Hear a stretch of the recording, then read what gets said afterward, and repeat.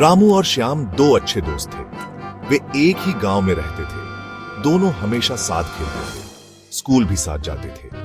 वे एक दूसरे के बिना एक पल भी नहीं रह सकते थे। एक दिन रामू के पास एक सुंदर सी चिड़िया उड़कर कर आई। रामू बहुत खुश हुआ। उसने उसे दाना खिलाया। श्याम भी बहुत खुश था। उसने चिड़िया के लिए एक छोटा सा पिंजरा बनाया। दोनों दोस्त चिड़िया की देखभाल बड़े प्यार से करते थे। वे उसे गीत सिखाते थे। कभी कभी तो वे उसे अपने साथ खेतों में भी ले जाते थे। उनकी दोस्ती बहुत गहरी थी। वे हमेशा एक दूसरे की मदद करते थे। वे जानते थे कि सच्ची दोस्ती अनमोल होती है।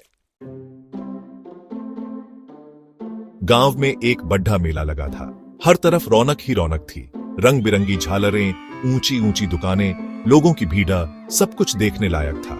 रामू और श्याम भी मेला देखने गए। वे बहुत उत्साहित थे। तरह तरह की आवाजें उनके कानों को भा रही थीं। मिठाइयों की खुशबू से उनका मन ललचा रहा था। मेले में बहुत कुछ था देखने को। कठपुतली का खेल, मौत का कुआं, जादू के करतब, सब कुछ अद्भुत था। रामू और श्याम हर चीज को देखकर हैरान रह गए। वे मेले में घूमते रहे, खेलते रहे, खाते रहे। समय कैसे बीत गया पता ही नहीं चला। मेले में एक दुकान पर रामू की नजर एक सुंदर सी बांसुरी पर पड़ी ढी। वह बांसुरी बहुत दिनों से चाहता था। उसे छूकर देखने लगा। श्याम समझ गया कि रामू बांसुरी खरीदना चाहता है।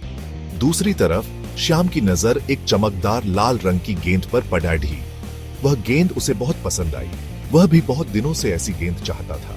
रामू को भी समझ आ गया कि श्याम गेंद खरीदना चाहता है, लेकिन समस्या यह थी कि दोनों के पास पैसे बहुत कम थे। दोनों ही अपनी पसंद की चीज नहीं खरीद सकते थे। वे उदास हो गए। वे चुपचाप मेले से बाहर आ गए। दोनों के चेहरे पर मायूसी छा गई थी। अचानक उनकी नजर एक बूढ़े दुकानदार पर पड़ी थी। वह दुकानदार बहुत ही दयालु था।